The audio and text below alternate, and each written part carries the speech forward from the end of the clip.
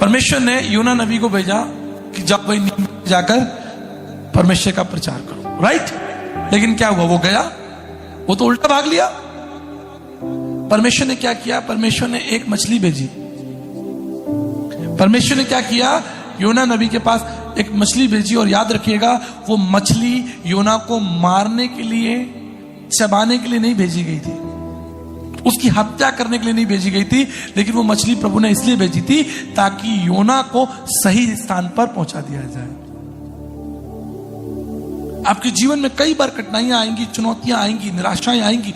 मैं इस चीज को दावे से कहता हूं, कोई ये नहीं कह सकता कि प्रभु यीशु मसीह के पीछे चलने के बाद सब हरा हरा हो जाएगा। बल्कि आप पढ़िए, या तो जो लोग प्रभु के पीछे आए, उसको किसी का सर फूट गया, किसी के हाथ, किसी की फांसी हो गई, किसी को जला दिया, किसी को काट दिया गया। कितना अच्छा लगता है जब पढ़ते हैं, God loves you and has a wonderful plan for you. परमेश्वर आपसे प्रेम करता है और परमेश्वर के पास आपके लिए सुंदर योजना है। तो स्तिफनुस, उसके सर पर पत्थर मारे गए। क्या योजना स्तिफनुस के लिए नहीं थी? क्या योजना पौलुस के लिए नहीं थी? उसका गला काट दिया गया। पतरस के लिए थी। क्या परमेश्वर पतरस से प्यार नहीं करता था? सुनिए, समझिए, सिद्धांतों को समझिए। जब आप यीशु मसीह के पीछे चलेंगे तो दुनिया से, समाज को आपको जरूर तिरस्कार मिलेगा, लेकिन स्वर्ग में आपकी बड़ी महिमा होगी। इसलिए स्वर्ग में कहा जाएगा, हे विश्वास योग्य परमेश्वर के दास, अनंत राज्य में तेरा स्वागत है। स्वर्गदूत खड़े होंगे और ये सब कुछ होगा क्योंकि प्रभु का वचन कहता है। इसलिए मैं आपको इनकरेज करना चाहता हूं, do not lose your hope in Christ. Yeshu Masih में अपने विश्वास को, प्रेम को ठंडा मत होने दीजिए। ओके? 3 महत्वपूर्ण कारण मैं आपके सामने रखता हूं जिससे आपका विश्वास, आपका प्रेम मसीह में ठंडा हो जाता है। The very first and very important, God has revealed on me neglecting. समझते हैं आप? किसी भी रिश्ते को आप निग्लेक्ट करोगे तो वो बढ़ेगा। कोई दोस्त आपका बना हो, फिर आप उसका फोन ना उठाएं, बज रहा है, 3 बार बज गया, ना उठाएं, क्या होगा? वो दोस्ती आपकी धीरे धीरे ठंडी हो जाएगी।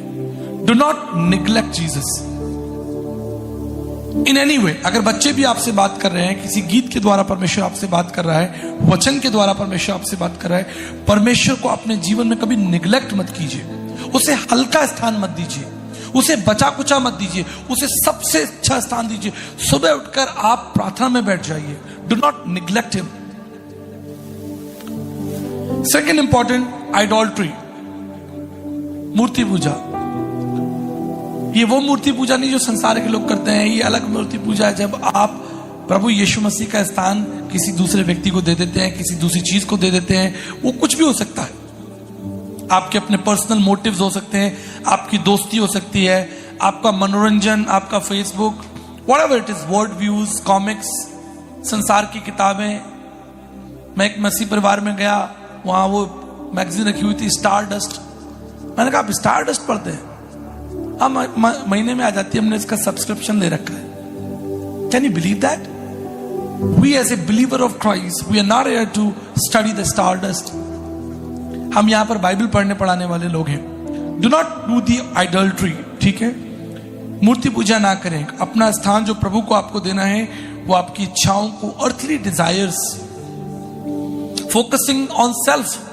बहुत बार हम अपने आप को बहुत फोकस करते हैं ना, अपनी डेंटिंग पेंटिंग में लगे, अपने बाल देख रहे हैं, अपने शीशे में खड़े हुए सोच रहे हैं, अपने बारे में सोच रहे हैं, कपड़ों के बारे में सोच रहे हैं, हम क्या खाएंगे, हम क्या पिएंगे। सेल्फ डिजायर, सेल्फ मोटिव में इतना लगे हुए हैं कि हमको परमेश्वर के बारे में मनन चिंतन करने के लिए वो पहला प्रेम तो क्या मैं कहता हूं, वो तो आखिरी हो गया, है भी नहीं कि लाइफ से निकल ही गया। वो जैसे पवित्र आत्मा छोड़कर चला ही गया। Come on church, listen, do not lose your hope. And third very important, God revealed on me, you know, lack of interest. मैं आपको बताना चाहता हूं, जब आपको बाइबल पढ़ने का मन ना करे, समझ लीजिए आप गलत मार्ग में यात्रा कर रहे हैं। If you do not have desire to read Bible or pray to the Lord, you are definitely walking in the sin. इसे किसी विद्वान ने कहा है कि sin will stop you reading Bible and Bible will stop you doing sin. पाप जो है, पाप, और पाप का मतलब ये बड़े नहीं है कि आप बैंक लूटने चले गए। कोई भी चीज, सेल्फ मोटिव, कोई भी ऐसी चीज जो आपकी महिमा के लिए हो, if you don't have Dzire, आपके अंदर प्रार्थना करने के लिए, आपके अंदर उपवास रखने के लिए, आपके अंदर वचन को पढ़ने सीखने के लिए। आप जानते हैं, मैं एक फ्रेंड के घर में था यूएस में, उनके यहाँ किताब रखी हुई थी सोल विनर, चार्ल्स स्पर्जन। कितने लोगों ने नाम सुना है चार्ल्स स्पर्जन का? One of the best writer in the whole world, Charles Spurgeon, परमेश्वर के महान दास। आप उनकी किताबें पढ़े, उनकी किताब रखी हुई थी सोल विनर। अब देखिए, मेरे आगे बड़ी कठिन परिस्थिति हो गई। मैं अपने फ्रेंड के घर में हूं, मैं एक हफ्ते उनके पास रहा। ये बात अलग है कि उनके कुत्तों ने मुझे बहुत परेशान किया। एक हफ्ते में बहुत परेशानी में रहा मैं, वो बात मैं आपको ऑफ कैमरा बाद में कलीसिया के बाद बताऊंगा। लेकिन अब जब मैं बिल्कुल जाने वाला हूं, उनके घर से निकलने वाला हूं अगले 2 मिनट के अंदर, और हमने प्रार्थना कर ली, लेकिन 2 दिन से मेरा हार्ट जो है, मेरा जो दिल है, उस किताब के ऊपर था सोल विनर। मैं उसको पढ़ रहा हूं। अब मेरे मन में आ रहा है कि यार मैं इनसे मांगू कि ना मांगू, इनकी किताब है। तो मैंने इंडियन दिमाग लगाया, अपना भारतीय बुद्धि प्रणाली लगाई। मैंने कहा भाई साहब 2 घंटे की हमारी यात्रा है, अगर आपकी इजाजत हो तो मैं किताब ले लूं और मैं 2 घंटे में इसको कार में पढ़ता रहूंगा। Oh yes yes yes you can take. मैंने वो किताब रख ली और मैं उसको पढ़ने लगा। अब सफर तो पूरा हो गया, किताब खत्म नहीं हुई। लास्ट में मेरे मित्र को कहना पड़ा कि भाई साहब आप इस किताब को ले जाओ। Do you have that love for Jesus कि भाई मुझे प्रभु के लिए ये काम करना है? अब वो यहां नहीं मिलती जल्दी किताब, इंडिया यहां कहां मिलेगी? लास्ट दिन मेरे पास समय भी नहीं खरीदने का, मैं तो जहाज में बैठने वाला हूं। लेकिन वो किताब मुझे क्यों चाहिए? क्योंकि उसमें परमेश्वर के महान दास चार्ल्स स्पर्जन बता रहे हैं कि इस संसार में सबसे अच्छा काम तुम कर सकते हो वो ये कि आत्माओं को प्रभु के लिए जीतो। अगर तुम आत्माओं को नहीं जीत रहे हो, आत्माओं को जीतने का दर्शन बोझ तुम्हारे अंदर नहीं है, तो तुम यीशु मसीह को नहीं जानते हो। That's a wonderful statement. अगर तुम्हारे पास अपनी कलीसिया के लिए, अपने चर्च के लिए विजन नहीं है, अपने चर्च में आने वाले लोगों के लिए, जवानों के लिए, बच्चों के लिए विजन नहीं है, आप यीशु मसीह को नहीं जानते हो। अगर आप में बाइबल पढ़ने की रुचि नहीं है, प्रार्थना करने की, कितने लोग घुटने पे प्रार्थना करते हैं? हाथ उठाइए, दिखा दीजिए मुझे अपना हाथ। कोई बात नहीं, हो जाए आज, दूध का दूध पानी का पानी। अगर आपके अंदर घुटनों पर बैठकर परमेश्वर को धन्यवाद और प्रार्थना करने की इच्छा नहीं है, तो आप मसीह को नहीं जानते। Jesus is first in your life. Lack of interest. मैंने एक जवान से पूछा बाइबल पढ़ते हो? हाँ पढ़ता हूं। कौन सी, क्या पढ़ते हो? कहते नीति वचन। अरे भैया नीति वचन पढ़ने से तुम कितना स्ट्रांग हो जाओगे? Come on, I know it's part of the Bible, वचन का ही हिस्सा है, लेकिन क्या तुम जीवन भर नीति वचन ही पढ़ते रहोगे? तारीख के अनुसार आज 22 तारीख के पढ़ के नीति वचन जल्दी से हम कॉलेज चले गए। अरे पौलुस की 13 पत्रियां कौन पढ़ेगा? प्रकाशित वाक्य कौन पढ़ेगा? अय्यूब की पुस्तक, शमोपदेश की पुस्तक को कौन पढ़ेगा? You must have desire and interest to kneel down, pray and seek God's will and seek his face. Praise the Lord. शांति इतनी कैसे हो गई? Hello, okay, now listen. 4 महत्वपूर्ण बातें जो आपको मसीह में मजबूत करेंगी। 4 इंपॉर्टेंट थिंग्स। सबसे पहले, your first encounter with Jesus Christ. जब आपकी मुलाकात प्रभु यीशु मसीह से हुई थी, उस समय को याद कीजिए। आप कितने खुश थे, कितने एक्साइटेड थे, कितने घंटे बाइबल पढ़ते थे, कैसे प्रार्थनाएं करते थे, उस समय को आप याद कीजिए। और ये विशेष रूप से मैं आपको बताना चाहता हूं, जो अन्य जाति परिवार से आते हैं, ये उनके लिए बहुत इंपॉर्टेंट है। मसीहों का तो पता नहीं उन्होंने कब शुरू की, कब खत्म की, कहां चल रहे हैं, कहां नहीं चल रहे, कुछ पता नहीं उनका। पर जो गैर मसीह, उनको मालूम है कि हमने अपने जीवन की यात्रा कब शुरू की थी, वो तारीखें थी, वो महीना था, वो व्यक्ति हमारे पास में आया था, उसने मुझे एक बाइबल दी थी, उसने मुझे एक किताब दी थी। उनके पास एपिसोड्स हैं, उनके पास घटनाओं का क्रम है। लेकिन मसीहों के पास घटनाओं का क्रम नहीं है, क्योंकि वो तो बचपन से देखते चले आ रहे हैं। उनके लिए बड़ा मुश्किल होगा कि पहली बार हमने यीशु मसीह को कब स्वीकार किया था, या कब हमने उसको अपना प्रभु माना था। लेकिन फिर भी अगर आपके पास ऐसा कोई आपको समय या ऐसा दृश्य याद आता है, तो आप मनन कीजिए, चिंतन कीजिए। इजराइलियों के बारे में आप अध्ययन करेंगे, वहां पर हम देखते हैं कि कैसे परमेश्वर ने बार बार इजराइलियों की रक्षा की। उनका इतिहास आज हम पढ़ते हैं। गो इन द पास्ट, इतिहास में झांक कर देखें कि परमेश्वर ने लोगों की कैसे सहायता की, वही परमेश्वर आपकी सहायता करेगा। Go back in the history, whether it is in your personal life और in the document of the Bible. आपकी निजी जिंदगी से या बाइबल के अध्यायों में आप जाएं और ढूंढें कि परमेश्वर ने उनकी कैसे सहायता की। आप रीग्रेन कर पाएंगे, उस लव को पुनः स्थापित कर पाएंगे। राइट? दूसरी इंपॉर्टेंट चीज, prioritise the authority of Christ. जब तक आप यीशु मसीह को अथॉरिटी नहीं देंगे, लिसन, मैं बहुत इंपॉर्टेंट बात आपको कम शब्दों में समझाना चाहता हूं। आपको अपने मुंह से बोलना पड़ेगा कि प्रभु, मैं अपने जीवन में आपको अपना प्रभु स्वामी बनाता हूं। जब आप उसे अधिकार देंगे, जैसे डॉक्टर के सामने आप बैठ जाते हैं, लेट जाते हैं और डॉक्टर जो अपना काम शुरू कर देता है। वकील को आप अपना सारा किस्सा चिट्ठा बता देते हैं कि भाई देखिए, दुनिया से आप लड़ रहे हो, लेकिन वकील को आपको बताना पड़ेगा कि जी मैं तो ये काम करके आया हूं। राइट? आपको ट्रस्ट बताना ही पड़ेगा, वो बात करनी ही पड़ेगी। आपको प्रभु के सामने बैठना पड़ेगा, क्राइस्ट को वो अथॉरिटी आपको देनी पड़ेगी। आप देखिए जक्कई के जीवन में, जक्कई ने यीशु मसीह को अपना प्रभु स्वीकार किया। उसने वो प्रायोरिटी प्रभु यीशु मसीह को दी। उसने अपना धन गरीबों में बांट दिया और प्रभु के पीछे हो लिया और प्रभु को उसने अपना प्रभु कहा। थोमा के बारे में भी हम पढ़ते हैं ना, उसने भी प्रभु के सामने घुटने टिकाए और कहा, हे मेरे प्रभु, हे मेरे परमेश्वर। सो फर्स्ट थिंग, इतिहास में जाइए और ढूंढिए कि परमेश्वर ने इतिहास में लोगों की कैसे सहायता की, परमेश्वर ने आपकी कैसे सहायता की। जब आप बीमार थे, कमजोर थे, निराश थे, उस समय आपकी गवाहियां कितनी मजबूत थी। आप खड़े होकर लोगों को बोलते थे, प्रभु ने मेरे जीवन में ये बड़े काम किए। आज वो गवाहियां क्यों नहीं होती? पहले तो आप माइक में आकर गवाही देते थे कि भाई मेरा घर नहीं था, मुझे प्रभु ने घर दिया, मेरे पास साइकिल नहीं थी। पहले तो हम साइकिल भी खरीद लेते थे तो भी हम परमेश्वर की गवाही देते थे। आज तो घर बन जाते हैं, गाड़ियां बन जाती हैं, आज आप दुनिया के बड़े बड़े काम कर लेते हैं, लेकिन आपको लगता नहीं कि वो गवाही का हिस्सा है। आपको लगता है मेरे जीवन में हो गया, मैं बुद्धिमान हूं, मेरा इंक्रीमेंट हो गया, मुझे सैलरी मिल गई, मेरी चीजें आ गई, मैंने कर लिया, मेरा रुका हुआ पीएफ मिल गया, मैंने कर लिया। लेकिन पहले किस्तों पर साइकिल भी आती थी तो भी आप कहते थे प्रभु ने मुझे दिया। आपके पास धन्यवाद देने के, आदर देने की महिमा थी, रीजंस थे। तीसरा important, act with love, not just a duty, act with love. अब कई बार क्या होता है कि हमने बजाने के लिए बोल दिया, अब आप बोल दिया तो बजा रहे हैं, गा रहे हैं, लेकिन दिमाग में हमारी चिंताएं चल रही हैं। Are you singing for Jesus? Are you playing for Jesus? क्या आपके अंदर वो उत्साह है, या बस आपको लगता है कि भाई एक रूटीन है, मुझे ऑक्टोपैड बजाना है, मुझे कीबोर्ड बजाना है, मुझे अपना समय देना है, 4 गाने गाने और बैठ जाने? Are you excited for that? क्या आपके अंदर एक जोश है कि मैं यीशु मसीह के लिए बजाऊं, यीशु मसीह के लिए गाऊं? अरे गागा के तो राजा दाऊद ने 150 भजन लिख दिए,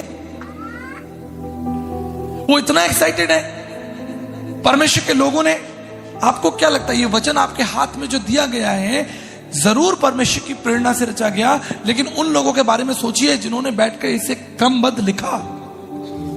आप भी लिख सकते हैं कि परमेश्वर ने आपके जीवन में क्या क्या भले काम किए। आप क्यों शर्माते हैं? आप क्यों डरते हैं गवाही देने से?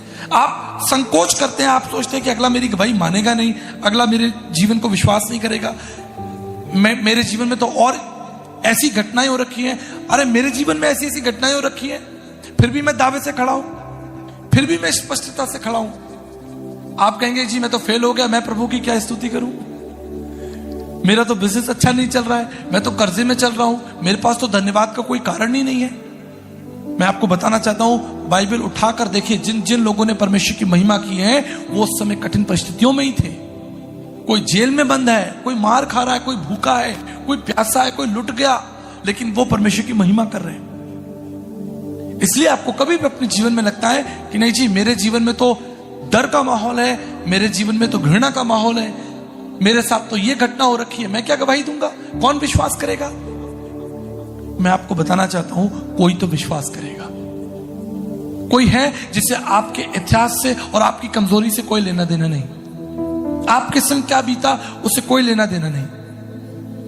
जब आप मसीह को बांटेंगे उस तक मसीह का संदेश पहुंच जाएगा। ये ऐसा होगा कि कोई डॉक्टर है जो परेशान है, लेकिन उसने आपको दवाई दी, लेकिन आप तो चंगे हो गए। डॉक्टर परेशान है, उसकी अपनी परेशानियां हैं, निजी जिंदगी में परेशानियां हैं, लेकिन उसने क्या किया, एक पेशेंट आया, पेशेंट को दवाई दी, पेशेंट तो चंगा हो गया।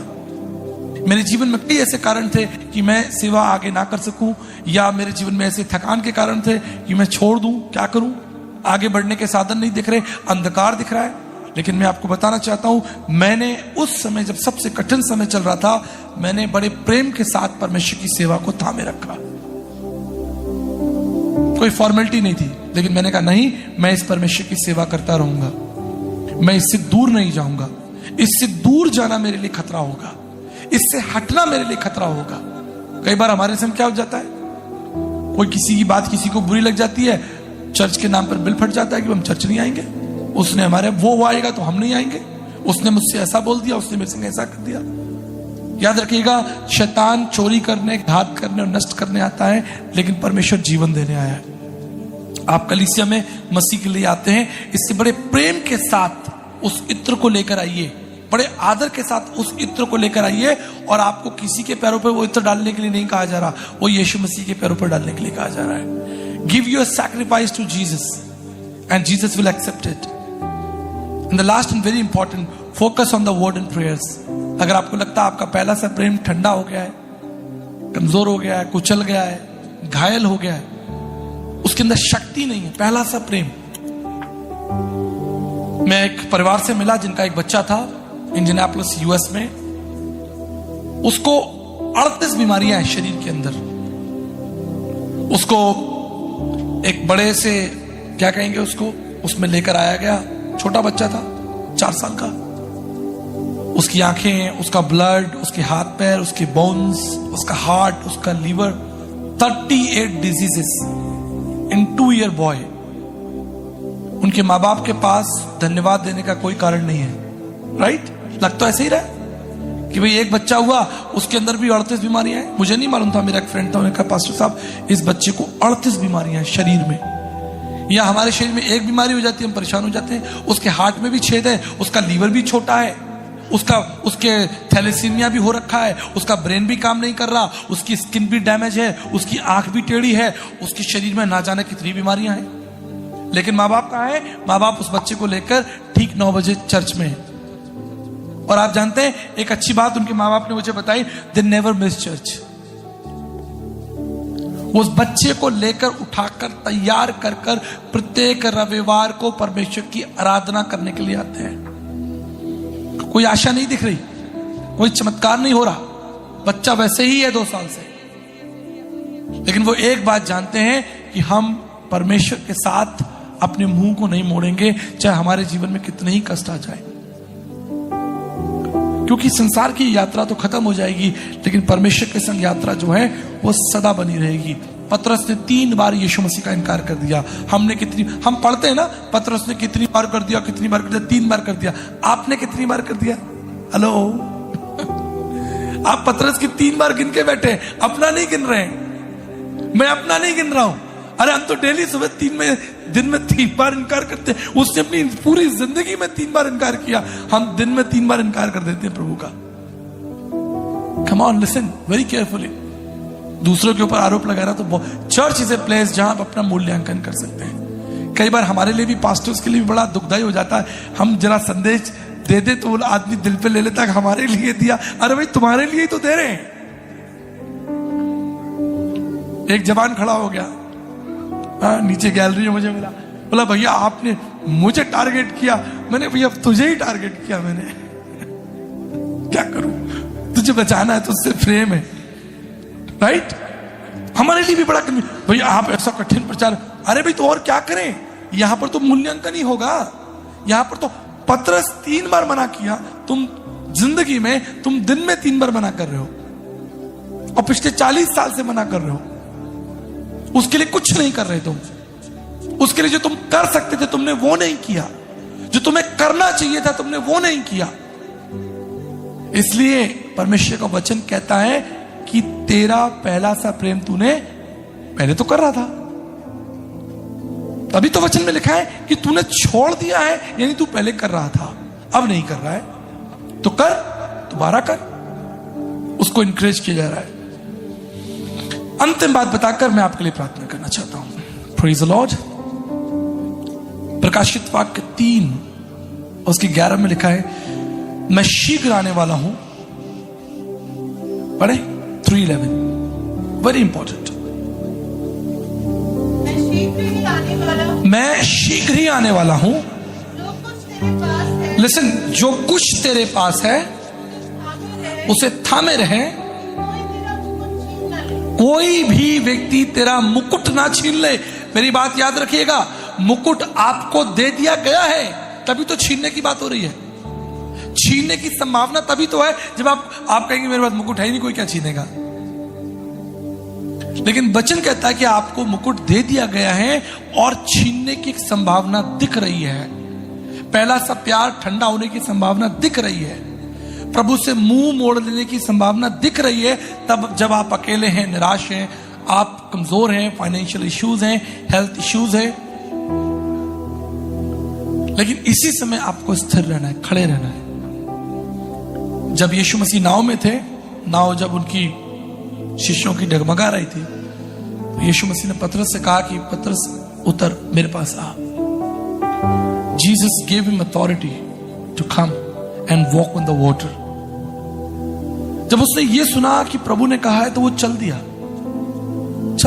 सब कुछ ठीक था, पानी पर चल रहा था, लिटरल। एक बात याद रखिएगा, मैं बाइबल पढ़ाता हूं, बाइबल में कुछ घटनाएं ऐसी हैं जो विज्ञान से मेल नहीं खाती, लेकिन फिर भी हमारा परमेश्वर तो विज्ञान से भी ऊंचा है। Peter walked on the water, literally he walked. लेकिन जब उसने दाएं बाएं देखना शुरू किया, वो डूबने लगा। He started sinking। डूबने की संभावना बनी हुई है। बहुत से कारण हैं। कोई आपको ऐसा दोस्त मिल जाएगा जो आपको डुबो देगा, कोई ऐसी परिस्थिति ऐसे आपको मिल जाएगी जो आपके विश्वास को डुबो देगी, कोई ऐसा कारण मिल जाएगा, कोई व्यक्ति आपको चोट पहुंचा देगा,